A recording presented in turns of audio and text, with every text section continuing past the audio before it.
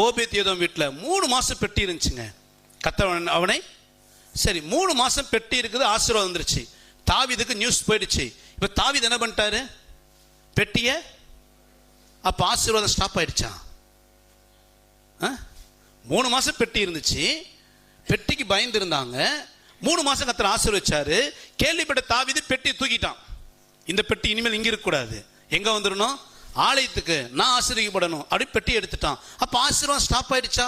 இல்ல.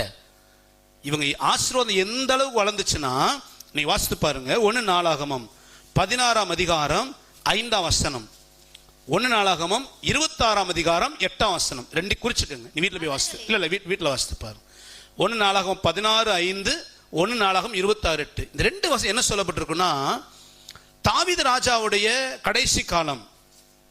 சாலமோன் தான் ஆலயத்தை கட்டுவான் தீர்மானிக்கப்பட்டுருச்சு. இப்ப ஆலயம் கட்டின உடனே அங்க ஒரு கொயர் டீம் நிக்கணும். நம்மளாவது ஒரு சின்ன இடத்துல ஒரு 5-6 பேர் கொயர் டீம். ஆனா எருசலேம் ஆலயத்தில் அப்படி இல்லை. கொயர் டீமே நினைச்சு ஒரு பெருங்கூட்டம். அந்த கொயர் டீம்ல விசேஷித்தவர்களை செலக்ட் பண்ணி வச்சார் கர்த்தர். அதுல ஒரு நபர் ஓபேத்ஏதோம். அல்லேலூயா. அவன் மட்டும் இல்ல, அவனுடைய சகோதரர்களும் அந்த ஊழியத்தில் இருந்தார்கள். ஓபேத்ஏதோமின் பிள்ளை குறித்து 1 நாளாகமம் 26:8 சொல்லுகிறது, ஊழியத்தில் ஒரு பராக்கிரமசாலியாக ஓபேத்ஏதோமின் பிள்ளைகளை கர்த்தர் வைத்தார். அல்லேலூயா. சத்தமா சொல்லுங்களேன். அப்ப ஆசீர்வாதம் 3 மாசம் மட்டும் இல்ல, கடைசி வரை கர்த்தர் ஆசீர்வதித்தார். என்ன காரணம்னா, இப்ப நான் சொல்ல நல்லா கவனிங்க. 3 மாசம் பெட்டி இருந்துச்சு. ஓபேத்ஏதோம் பயந்து நடுங்கி கர்த்தர் பிரியமா நடக்கிறான். பெட்டி இப்ப எடுத்துட்டு போயாச்சு. ஓபேத் என்ன பண்ணிருக்கலாம்? அப்பாடா, 3 மாசம் ஜெயில் வாழ்க்கையா இருந்தோம், வாயை திறந்து பேச முடியல, ஒரு சீரியல் பார்க்க முடியல, ஒரு சினிமா பார்க்க முடியல, ஒரு ஜோக்கு பார்க்க முடியல, பெட்டி பெட்டின்னு பயந்துட்டே இருந்தோம். ஏன் புது புது படமெல்லாம் வந்துச்சு, அதெல்லாம் பார்க்க முடியல. இதுல ஜியோ ஹாட் ஸ்டார் வேற இருக்குது, அப்புறம் என்னென்னமோ இருக்குதான், நெட்ஃபிளிக்ஸ் என்னன்னு, இதெல்லாம் பார்க்க முடியாது. 3 மாசம் கஷ்டப்பட்டேன் ஐயா. அப்பா பெட்டி போச்சு, இன்னைக்கு எல்லாத்தையும் என்ன செய்வோம்? அனுபவி அப்படின்னு ஓபேதும் செய்யலைங்க. என்ன பண்ணான்னா, உடன்படிக்கை பெட்டி போன உடனே ஓபேத்ஏதோம் தெய்வ பயம் இல்லாமல் நடக்கல. ஓபேத்ஏதோம் பார்த்தான், பெட்டி தானே போச்சு, பெட்டி ஒரு அடையாளம். அந்த பெட்டி யாரை குறிக்கிறதோ அந்த கர்த்தர் இன்னும் வீட்டுக்கு உலாவி கொண்டிருக்கிறார்.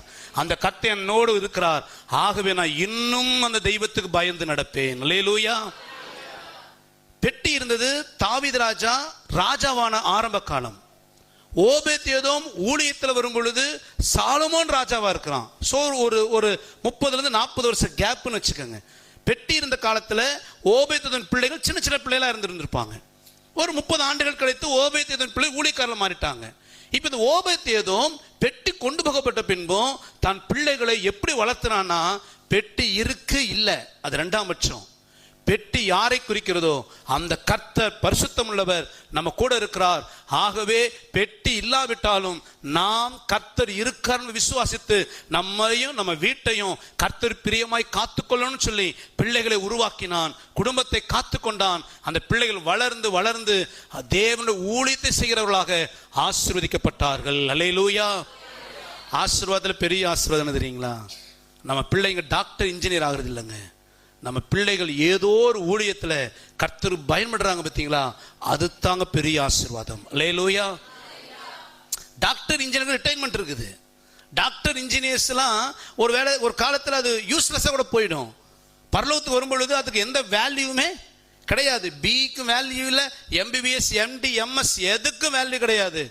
ஒன்லி தியாலஜிக்கல் மினிஸ்ட்ரி கர்த்தருக்கு அந்த ஆசீர்வாதம் ஓபேத்ஏதோம் குடும்பத்துக்கு. எதனாலன்னா, உடன்படிக்கை பெட்டிக்கு இடம் கொடுத்தான், கர்த்தர் பிரியமா நடந்தான், தன் வீட்டை கர்த்தருக்கு பிரியமான வீட்டாய் மாற்றினான். அவனுடைய தெய்வ பயமும் கீழ்ப்படிதலும் பரிபூர்ண ஆசீர்வாதத்தை கொண்டு வந்தது. அல்லேலூயா.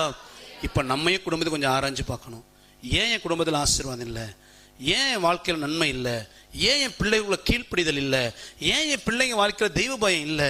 ஏன் எனக்கு பொருளாதார ஆசீர்வாதம் இல்லை? கொஞ்சம் ஆராய்ந்து பார்த்து, உங்க வீடு தேவனுடைய ஆலயமா இருக்கா அல்ல கல்லர் குகையை போல இருக்குதா? உங்க பிள்ளைகளை கர்த்தருக்குள்ள வளர்த்தீங்களா அல்லது ஏனோதானு வளர்த்துட்டீங்களா? உங்களை தெய்வ பயத்தோடு காத்துக்கொள்ள பிரயாசப்படுறீங்களா அல்லது பட்டுமடாம சபைக்கு வந்துட்டு போறீங்களா? ஆராய்ந்து பாருங்க, மனம் திரும்புங்க. ஓபேத்ஏதோமை போல மாறும் பொழுது கர்த்தர் பரிபூர்ண ஆசீர்வாதத்தை தருகிறவர். அல்லேலூயா.